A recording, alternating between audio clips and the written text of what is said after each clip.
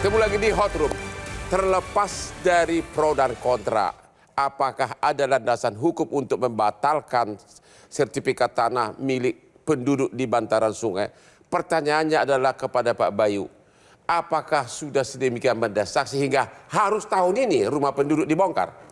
Wah, kembali tadi ya, saya kira kalau untuk soal pembongkaran, nampaknya perlu perlu baseline mapping yang betul-betul.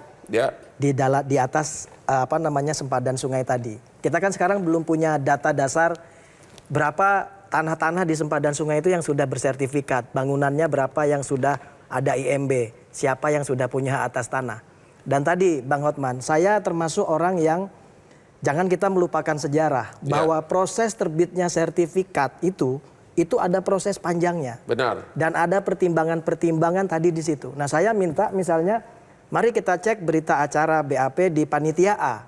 Bagaimana sejarah agraria kok bisa di atas sempadan itu di atas tanah. Terlepas dari teknis seperti itu, tolong dijawab ini karena kesimpulan terakhir. Sudah waktunya enggak untuk dibongkar tahun ini rumah-rumah di sempadan sungai? Kalau untuk pembongkaran tahun ini saya kira tidak mungkin karena kita harus realistis.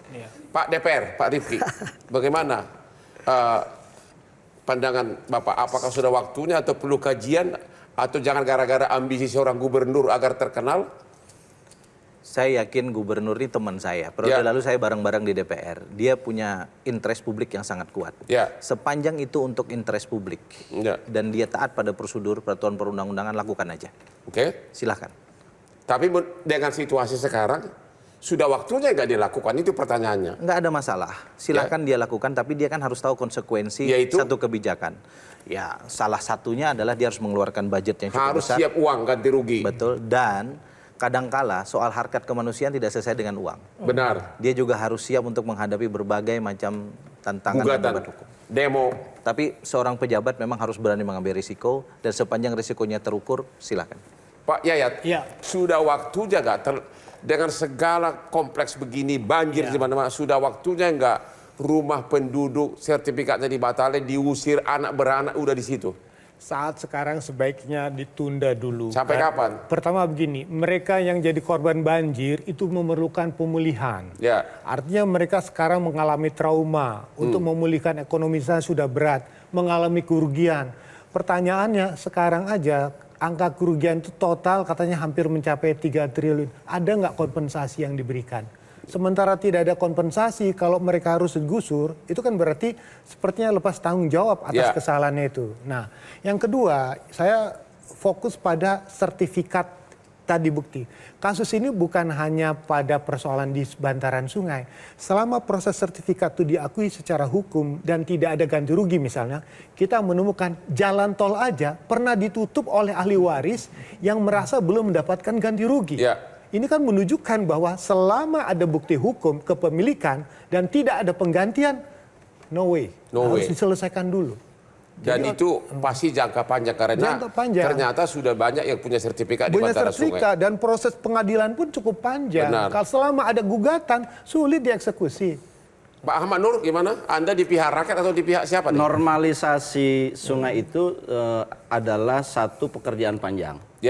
Sehingga ini saya kira tidak perlu terburu-buru. Tetapi manakala memang sudah ditemukan banyaknya. Jadi begini, padanan sungai ini kan daerah yang seksi secara properti, Bang. Jual apartemen riverside, harganya naik. Di pinggir sungai itu riverside naik. Menurut saya begini, kita harus membedakan, secara public policy dibedakan. Rakyat kecil jangan diganggu lah. Rakyat kecil jangan diganggu. Jangan diganggu lah. Ya tinggal di bantaran sungai kan rata-rata kecil. Iya, maksud saya kan bisa dipetakan dulu nih. Dipetakan dulu dengan baik, mana wilayah-wilayah yang sebetulnya ini kan ekonomi rakyat saja dan udah puluhan tahun tradisi. Mana yang kemudian ini dikembangkan baru secara jor-joran.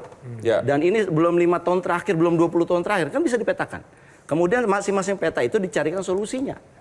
Kalau seandainya memang diketahui ada daerah-daerah tertentu, kan kita ini tahu lah, Bang. PUPR atau yang menerbitkan sertifikat kan tidak selalunya bersih. Pagar laut aja ada sertifikat ya, itu kan menunjukkan satu sinyal bahwa ada permainan gelap. Nah, saya kira ini momentumnya, apa yang disampaikan oleh Pak Dery itu, ini momentumnya untuk meneliti permainan gelap itu di mana. Nah, saya kira permainan gelapnya nggak mungkin di rakyat kan, karena rakyat nggak bisa biayain permainan gelap ini. Ya. Jadi dulu diidentifikasi dan saya kira kalau ini udah diidentifikasi, baru kemudian diambil tindakan hukum. Kalau misalkan sertifikatnya memang tidak benar ya dibatalkan. Sesuai dengan topik diskusi kita malam ini, laut sudah disertifikasi, sungai sudah disertifikasi. Menurut Anda, angkasa dan langit kapan akan disertifikasi?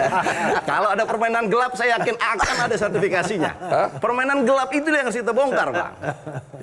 Jadi, Anda setuju nggak? Angkasa di sekitar Kemayoran disertifikasi atas nama Hotman gitu. Setiap kali kita main layangan masuk dalam angkasa orang lain, kita bayar. Nah, begitu. Ya.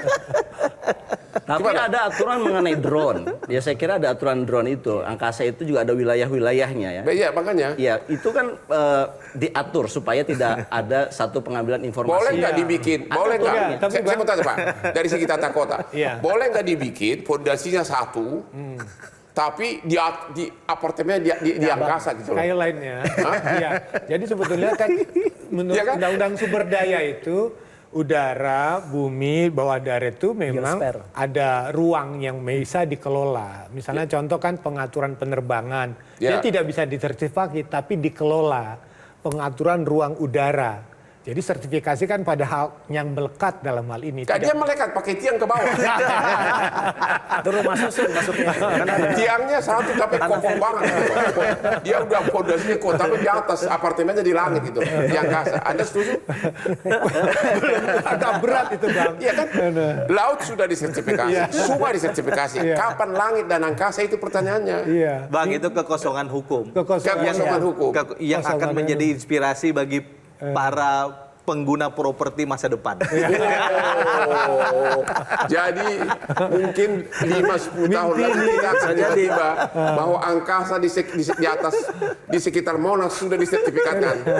Indonesia memang sangat hebat, ya. Jadi kira-kira DPR akan menentang nggak kalau Gubernur Jawa Barat melaksanakan ini pembongkaran belum ada persiapan yang matang? Sepanjang tidak didasarkan pada satu landasan yuridis yang kuat dan atau satu putusan pengadilan. Ya, kalau landasan yuridis kan belum ada yang kuat, hanya peraturan pemerintah, di undang-undang nggak ada. Padahal dia punya sertifikat berdasarkan undang-undang negara dia, ya kan? Ya kita ingatkan gubernur untuk tidak tergesa-gesa. Jangan tergesa-gesa, itu yang kita harapkan. Jangan tergesa-gesa, ya. Anda setuju Pak Bayu? Ya, kalau saya tadi tetap berdiri di atas dasar bahwa tanah di sempadan sungai itu adalah ruang common pool resources yang memang dia tidak bisa diperuntukkan untuk fungsi lain selain menjaga sungai itu sendiri. Jadi kalau kalimatnya kalau bisa katanya jangan dipilih pembongkaran, tetapi merelokasi, menormalisasi sesuai dengan peruntukan ruang. Mari kita buka misalnya RDTR, tadi Pak Yayat sudah singgung soal RDTR. Jawa Barat itu RDTR-nya kan baru selesai 17%.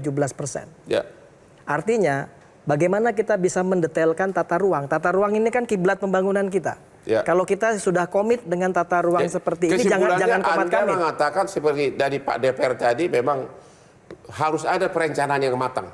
Harus. Jangan langsung demi popularitas langsung dibongkar, begitu? Jika banjir di Bekasi adalah akibat, maka buruknya tata kelola mulai dari hulu, tengah, dan di hilir. Ini kan kita baru bicara hilir, Bang. Itu adalah penyebabnya. Nah, masalah ini harus diselesaikan secara holistik, tidak parsial. Dan saya setuju dengan Pak Ahmad bahwa ini orkestrasi besar. Tidak sekedar ATR BPN, tidak sekedar pemerintah daerah, tetapi semua para pihak terkait, misalnya Balai Wilayah Sungai dan seterusnya itu PUPR bertanggung jawab. Kita harus akhiri diskusi kita malam ini. Jadi sepertinya kesimpulan adalah sebelum Gubernur Jawa Barat melaksanakan idenya untuk membongkar bangunan-bangunan di bantaran sungai, perlu dilakukan feasibility study yang sangat matang dan juga pendanaan untuk ganti ruginya. Dan para warga di sekitar bantaran sungai, ini adalah suatu resiko yang Anda akan hadapi mungkin cepat atau lambat. Dan satu lagi adalah kita harus juga siap-siap menerima kemungkinan angkasa dan langit akan disertifikatkan.